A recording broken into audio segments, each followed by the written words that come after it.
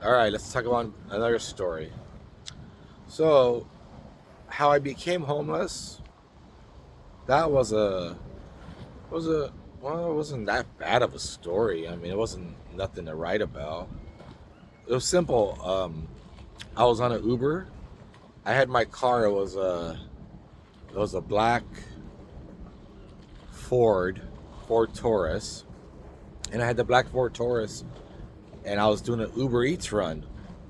And I remember I went into our many what they call those things, the circle thing. I forgot the name of the street where you turn, and because Washington's notorious for it, we have so many things in cul-de-sacs. Well, I was going, and a car went.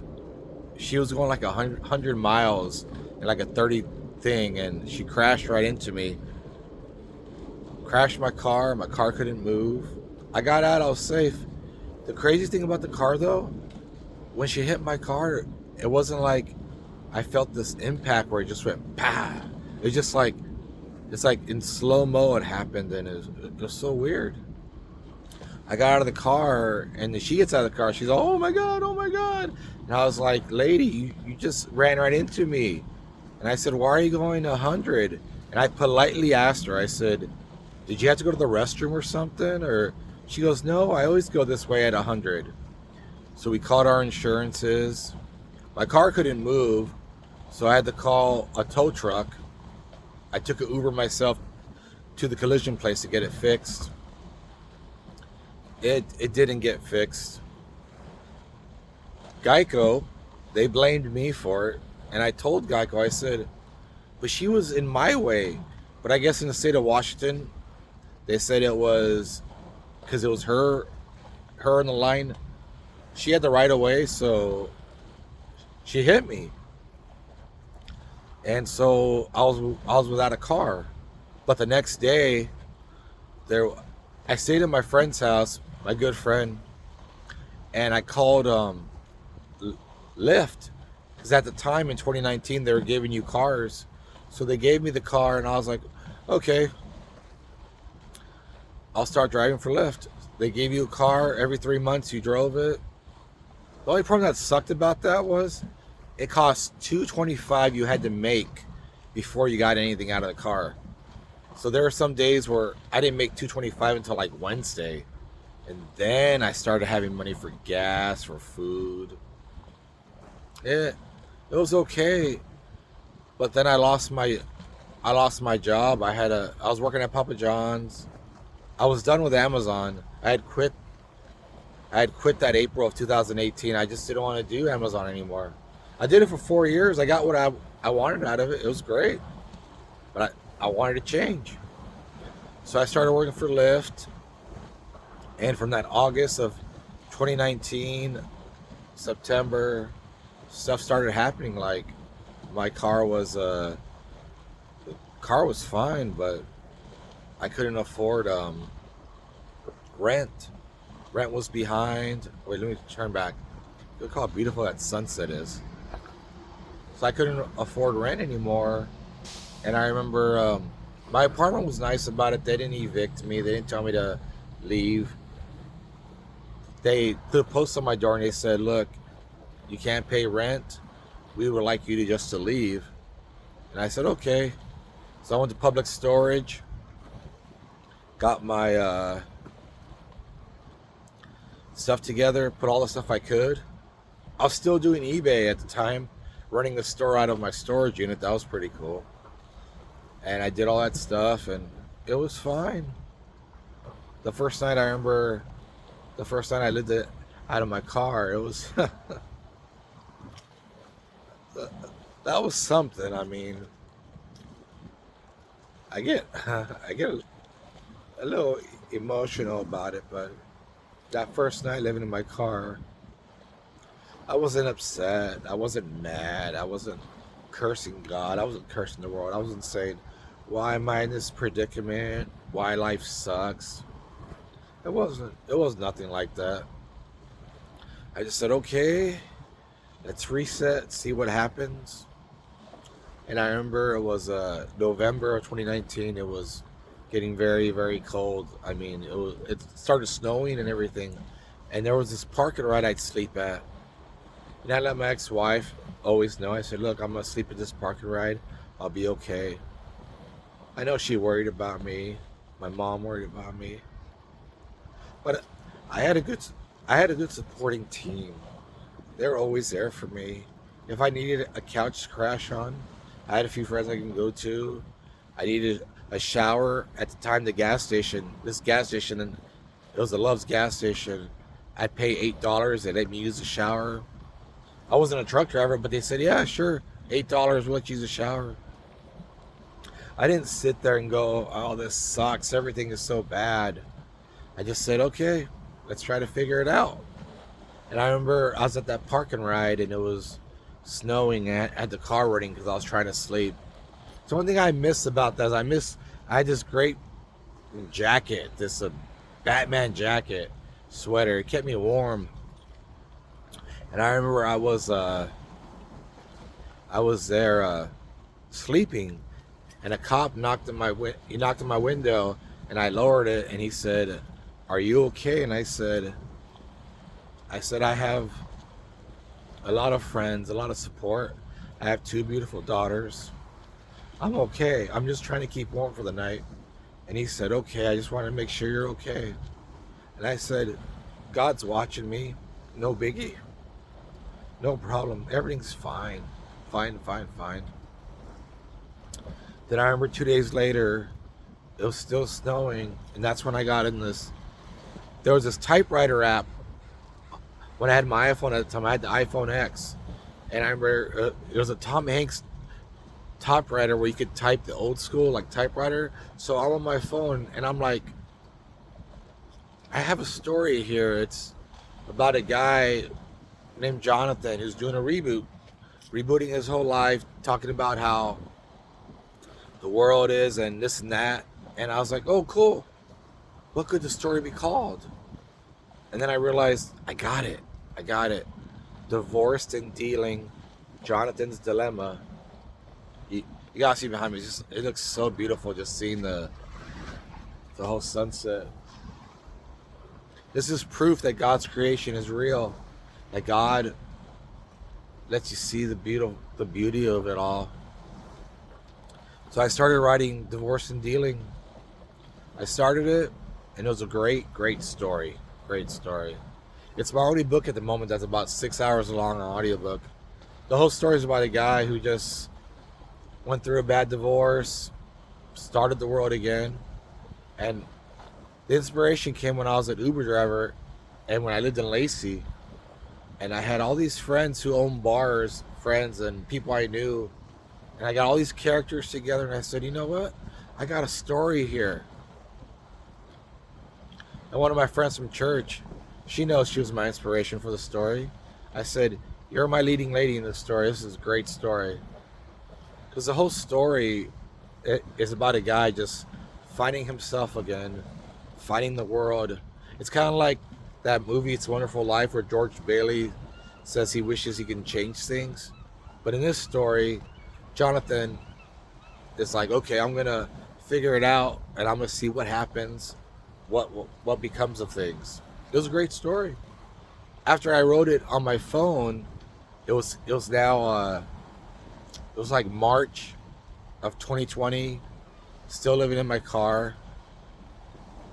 And I remember I told my ex-wife and my kids, I said, I saw this girl in a picture a friend of mine showed me. She had this long red hair, and I was like, she looks like this vampire girl. And in my head, I thought, you know what? What if I make a vampire, a guy born in the 1800s, something like that? So I came up with a story.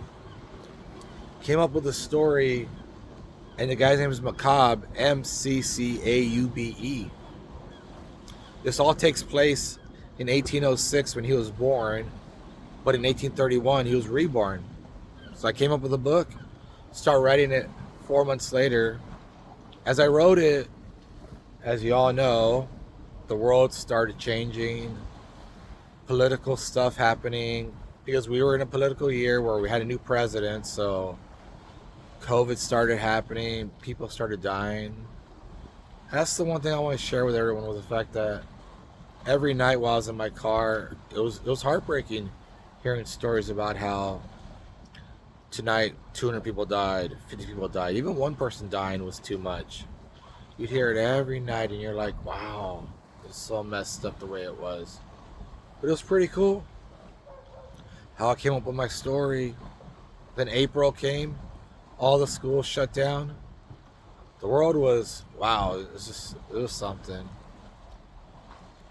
What got to me was right before I got to finish the book, it was June 11th.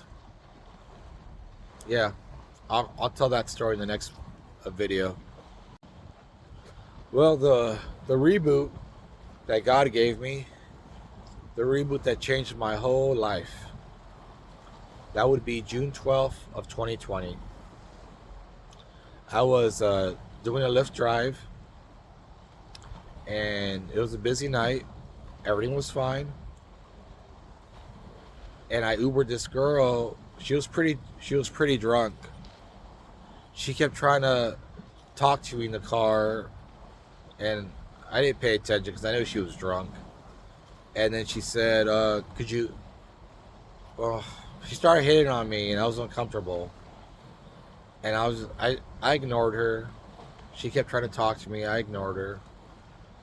We got to her house, and she said, could you please walk me to my door? And I said, ma'am, I'm here at the address. You got to leave my car. She wouldn't leave, and I opened my door and I said, please, can you please leave? So I walked her to her door. She opened her door and she asked me, can you come in? And I said, no, I'm not coming in.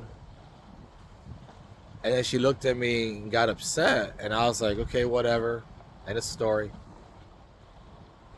The next day, I tried to log in to the Lyft app, and I was staying at a hotel for 3 days. They blocked me. The Lyft app wouldn't let me drive anymore. I was like, what's going on here? It wouldn't let me drive anymore. Then finally they called me, and they said that this customer had a complaint saying that you tried to make a move on her. And I laughed and I said, I know who this person was. She was drunk. She told me she was lesbian, which I didn't care anyways. It doesn't matter if you're lesbian, straight. I don't care. But she said, but I think she regretted the next morning when she woke up and said, oh, I don't want him to report me, so I'm gonna report him and lie. And she did. And it took Lyft 2 days to do an investigation, where I sat in a hotel room thinking, I'm losing money here not driving. Then finally they called me back, and Lyft said, we did our investigation. You're now banned forever on Lyft. You can never use the platform. And I said, you're taking her side over mine when I just told you what happened? And I said, I get it. It's because you make money off the rider and you can just replace the driver. I said, whatever. I'm not gonna get mad. So they asked me to return the car. And I remember I just got a new car that they gave me to use it. It was pretty cool. 2 days using that car and this happens. So I go back to the lot. It was at a Carvana lot where the Lyft place was at. I walked in and I said, they fired me. I want my deposit. No questions. And they said, okay. And that was it.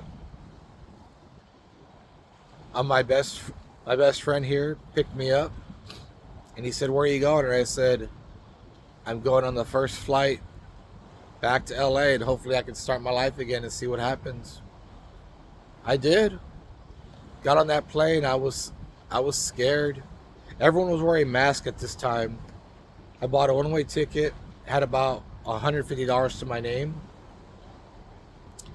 Got there. I remember I got off the plane, and my mom was worried about taking me in because she said her husband didn't have symptoms, but she was worried just the germs and everything because of COVID. And I said, it's okay. I said, I have 5 best friends I grew up with. One of them will let me stay. And my best friend Frank. My brother from another mother took me in. Took me in for the whole time. It was great. That whole time I had my reboot.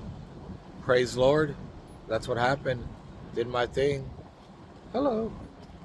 And that was my testimonial. And I remember the first day that I moved in with them, he looked at me and he said, you're going to get your life back together again. You're going to find a job. And I said, yeah, I know. That's the plan. And I got a job at UPS. And I remember I had no car. Took the bus again. Nothing wrong with taking the bus.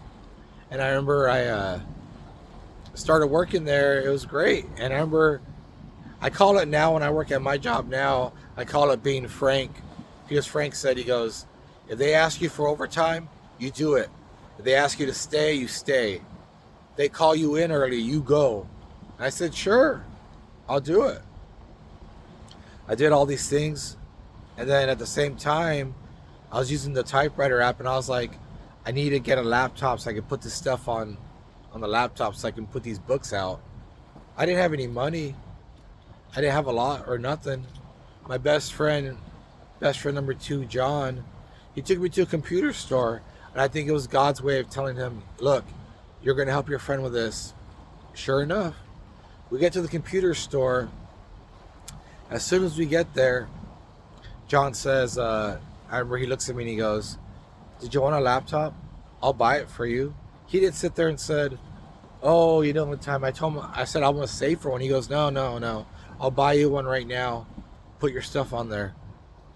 So I ended up putting Divorce and Dealing, finished that book. Did Macabre, finished that book. Then my third book, Boys of BG Part 1. I told my best friends, I said, hey, I want to write about our adventures when we were in high school, when we had fun and everything. Of course, they looked at me laughing, going, really? And I said, yeah, why not? Let's talk about those times. And there it was. Took about a year working there. After that year, I did everything I could.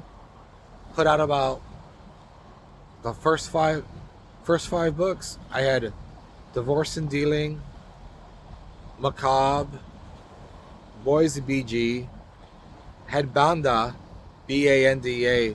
I thought I lost that book, but I didn't lose that book. It was in my files and I was able to pull it out and rewrite it. So after that, when I was down in California, it was like a learning experience, getting my life back together again. I had Frank's couch. I had my laptop. I had a little TV my mom got me. This is all my space. This is all mine.